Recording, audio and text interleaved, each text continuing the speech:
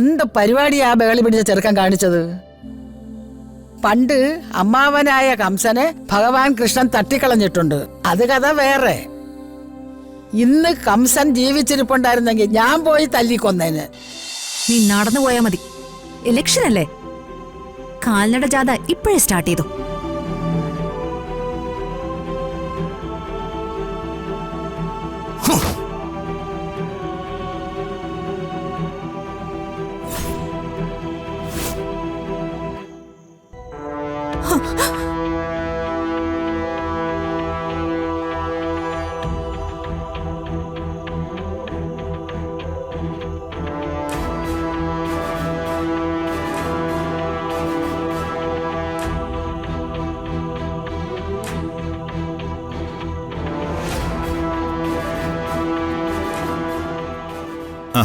കുറവായോ?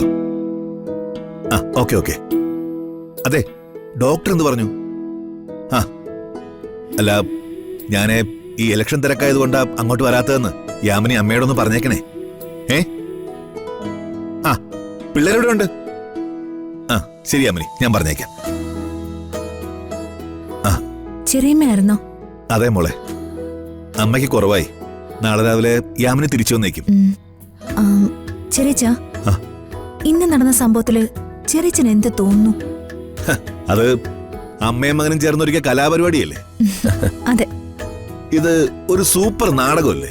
കളരി നാടകം, കമ്പനി നാടകം, പൊറോട്ട് നാടകം, കാക്കാരശി നാടകം എന്നൊക്കെ കേട്ടിട്ടില്ലേ?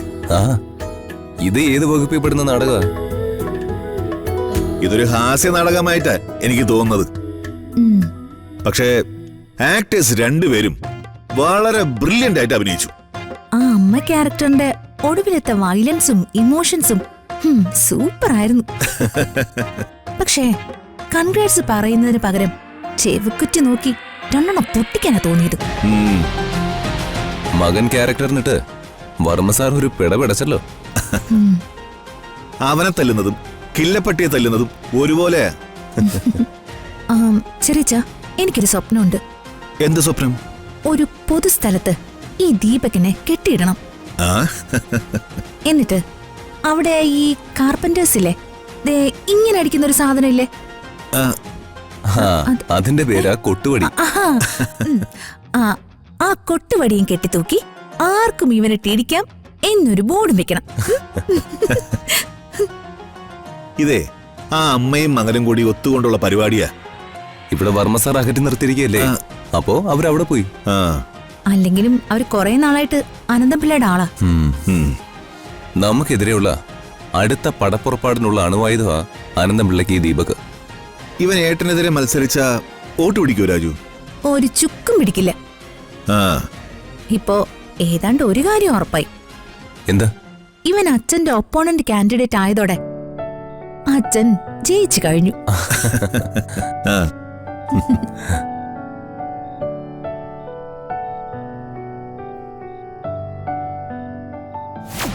പ്രതാപ് വർമ്മയുടെ സ്ഥിരം സീറ്റല്ലേ മാടപ്പള്ളി? അവിടെ അയാളെ എതിരിടാൻ എന്നെക്കാൾ നല്ലൊരു സ്ഥാനാർത്ഥിയെ പാർട്ടി കണ്ടെത്തി.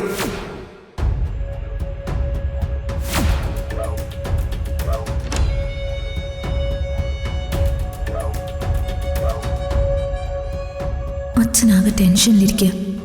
ഇത് അംബികയും ദീപക്കും ചേർന്നുള്ള ഒത്തുകളിയാണെന്ന് പറഞ്ഞോ അച്ഛൻ വിശ്വസിക്കില്ല. യക്ഷിയായ അംബികയെ കാണപ്പെടുന്ന ദേവിയായിട്ടാ അച്ഛൻ കരുതിയിരിക്കുന്നത്.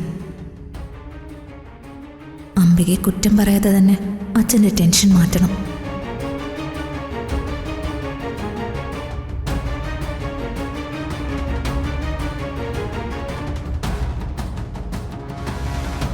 അച്ഛാ, അച്ഛൻ ടെൻഷനായിരിക്കാണോ? പിന്നെ സന്തോഷമുള്ള വാർത്തയാണല്ലോ ഞാൻ ഇന്ന് കേട്ടത്. അതിനെന്തിനാ അച്ഛൻ ഇങ്ങനെ അസ്വസ്ഥനാവുന്നത്? ഞാൻ പലതരത്തിൽ ആലോചിച്ചിട്ടും അത് നമുക്ക് പോസിറ്റീവായ ന്യൂസാണ് അച്ഛാ. പോസിറ്റീവായ ന്യൂസോ? നീ എന്തൊക്കെയാ പറയുന്നേ? സ്വന്തം അനന്തരവന് എനിക്കെതിരെ എതിർ പാർട്ടിയുടെ കാൻഡിഡേറ്റ് ആയത് പോസിറ്റീവായ ന്യൂസാണോ? അത് തന്നെയാ പോസിറ്റീവായ ന്യൂസ് അച്ഛാ. പ്രതാപവർമ്മയ്ക്ക് കുടുംബവാഴ്ചയാണെന്നാണല്ലോ അനന്തപിള്ളയുടെ പ്രധാന അലിഗേഷൻ. കുടുംബവാഴ്ചയാണെങ്കിൽ സ്വന്തം അനന്തരവൻ അമ്മാവനെതിരെ മത്സരിക്കോ?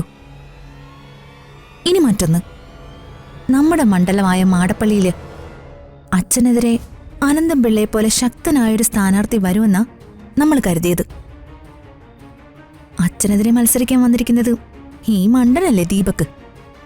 അവൻ മണ്ടൊന്നുമല്ല, ഫ്രോഡാ.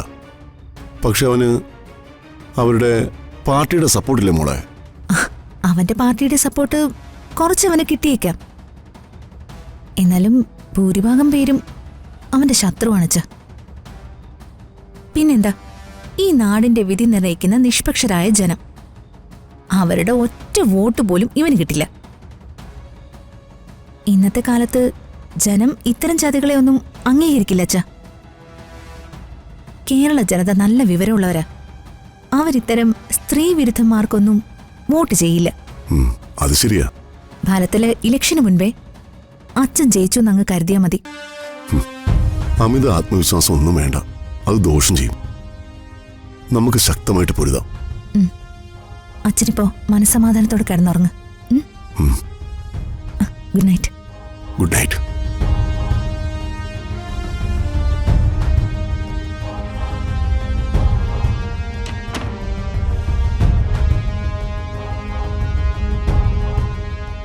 എന്നാലും ഇതിത്തിരി കടന്ന കൈയായിപ്പോയി. ഒരച്ഛന്റെ സ്ഥാനത്ത് നിന്ന് വർമ്മസാറ് വളർത്തിക്കൊണ്ടുവന്ന ചെക്കനല്ലേ ആ ദീപക്. ഇത് വളരെ മോശമായിപ്പോയി. അല്ലെങ്കിലും ആ ചെക്കൻ ഒരു നന്ദി കെട്ടവനാ. പണ്ടേ അവൻ അങ്ങനെ തന്നെയാ.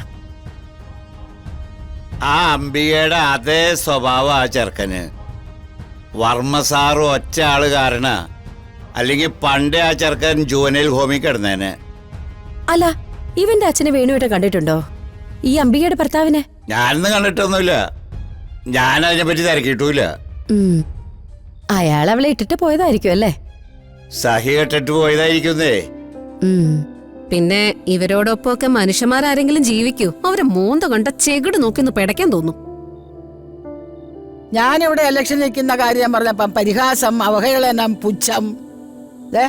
ആ ബഹളി പിടിച്ചു കിടക്കുന്ന ചെറുക്കം കയറി ഇലക്ഷൻ നിന്നിരിക്കുന്നു. അതും അവന്റെ അമ്മാവനായ വർമ്മസാറിനെതിരെ.